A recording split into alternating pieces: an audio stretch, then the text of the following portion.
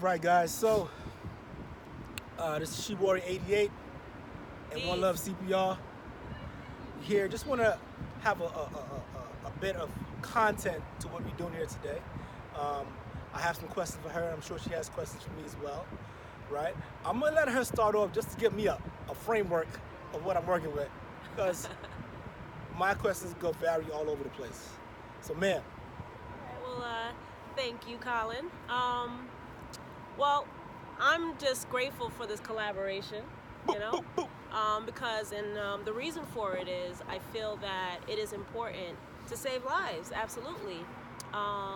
So, I mean, you are certified to teach the CPR, and I feel that myself as an instructor and as a group fitness instructor and as a personal trainer, I feel like I just said that like that was like redundant or whatever. It's all good. We can chop and cut that. We can chop that up. Well, as a group fitness instructor as well as a personal trainer, I deal with clients on a daily basis, so this certification is required for me. So even as a civilian, I feel that everyone needs this. Facts. Super important, don't you think? Totally agree. I totally agree. And just to add to that, because this month is, it's great. Okay, so this is the second. So I'm gonna jump back to October real quick. So October was Sudden Cardiac Arrest Awareness Month, right? In addition, of course, it was definitely Breast Cancer Awareness and Domestic Violence Awareness Month as well. But my thing with Sudden Cardiac Awareness, as far as what I teach and I'm passionate about, is if you think of every 2 minutes or every minute and 56 seconds, someone collapses from sudden cardiac arrest, right? Every minute, 56 seconds. So I always tell people, the people that's there in that moment, those are the most important people. That could be anyone at any time, right? Absolutely. But before that happens, of course, with our health, of course, a lot of us don't eat well, a lot of us don't work out, and so on and so forth. We need a proper regimen. So that's where She Warrior comes into play, because of prevention. Preventative medicine versus active medicine, right? Absolutely.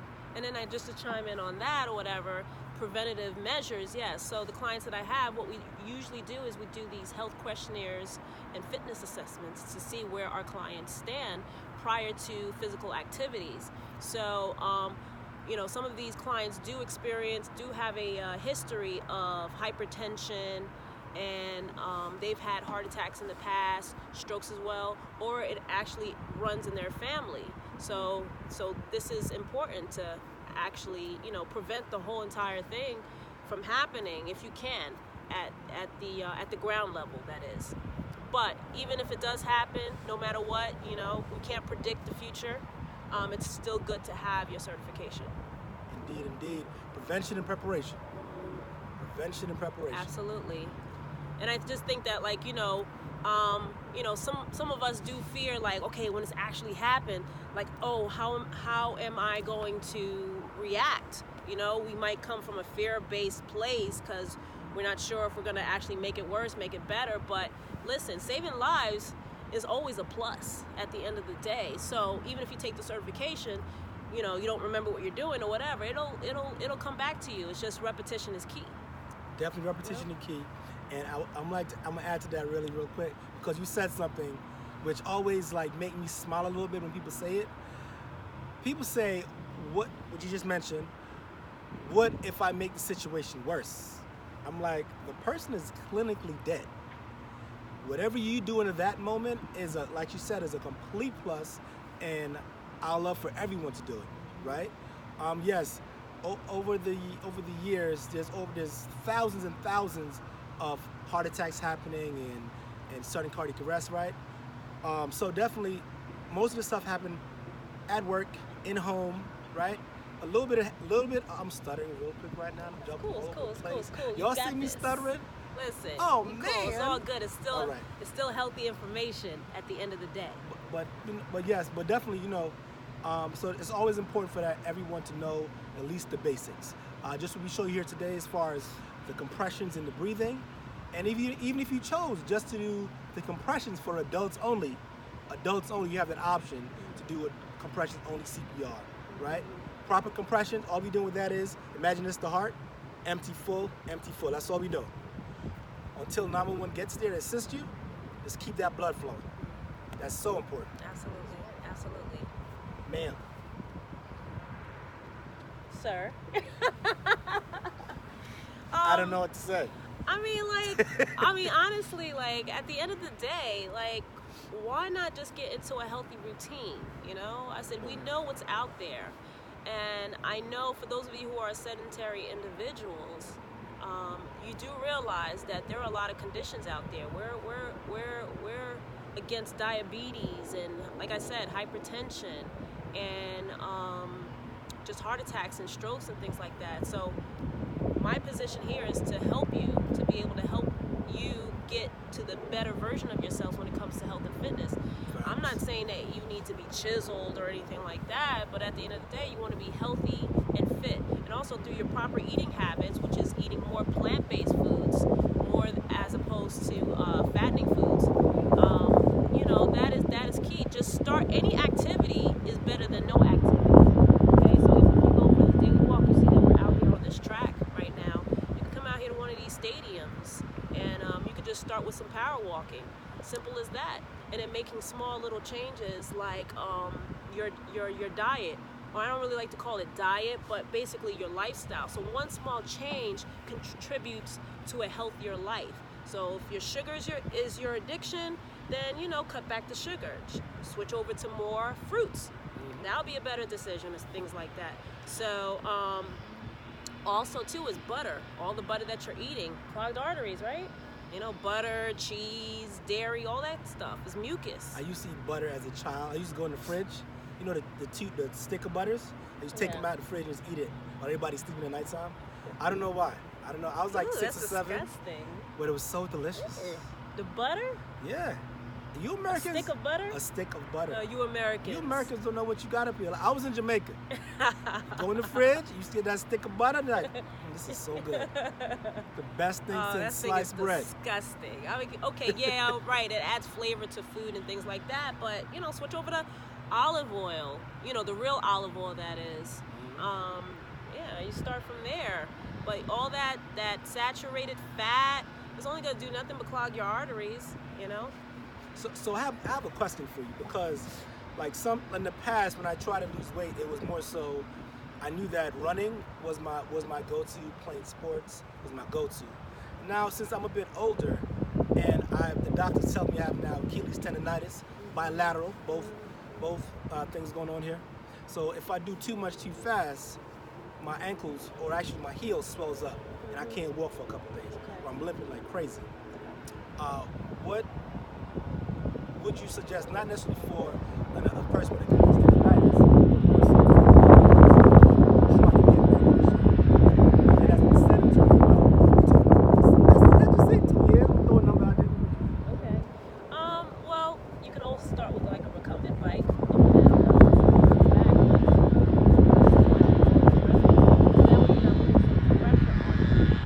You can keep it at a fairly moderate intensity level. You can keep it at a fairly moderate intensity level. Like, you know, you are driving with your heels, but you're not putting your full entire body weight onto your ankles. You know, so you can do the recumbent bike. Maybe at some point you can do a spin bike. You know, but I always tell the clients to follow up with your physician to make sure what are your do's and don'ts of the workout, because it's not our job to heal you or to diagnose you, but we are here to complement what the physician has given you to do, or the physical therapist has given you to do, and all we can do is strengthen the muscles around that particular joint. Okay. You know, so if he tells us like, okay, you need to just strengthen the ankles, then basically I would probably have you doing calf raises, that sort of things, to work on that. But never do any exercise that the physician hasn't released to be done. Gotcha. Basically. So, and also too is like you're talking about walking, like I would go with the biking before anything else. And you can still also do other leg workouts. You can do floor work. Yep. You could do floor work. You could work with the machines if you have a gym that you belong to. So even if you don't belong to a gym, I would suggest maybe getting a personal trainer, which can assist you in doing some other floor work with bands and such like that, that will help strengthen the muscles around the joint. That will also protect the ankles at the same time. You know what I'm saying? So. I like that. Yeah. So, So as far as how far, like, I know that CPR has come a long way. So for those of you who've never taken a CPR course, or haven't taken it in a long time, there has been some changes along the years, and actually the CPR process has become a lot more simpler.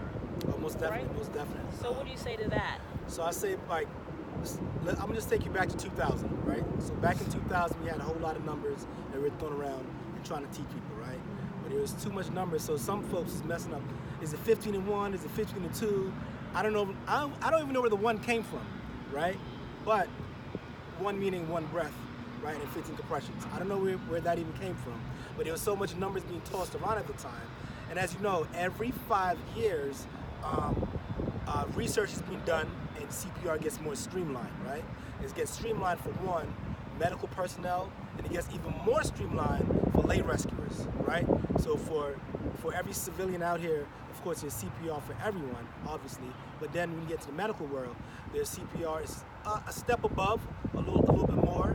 If you get into like your nursing, your doctors, definitely is another step again, right? So every profession or every increment, if you will, has something that they can do, right?